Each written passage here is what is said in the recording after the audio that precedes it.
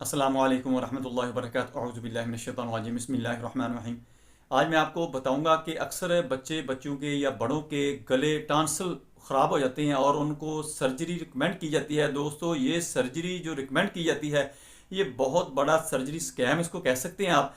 उसके बगैर, सर्जरी के बगैर भी आप ठीक हो सकते हैं, सर्वाइव कर सकते हैं। इनके अंदर जो इन्फ्लामेशन हो जाती है, सोजश हो जाती है, इसका विदाउट सर्जरी बेहतरीन इलाज है।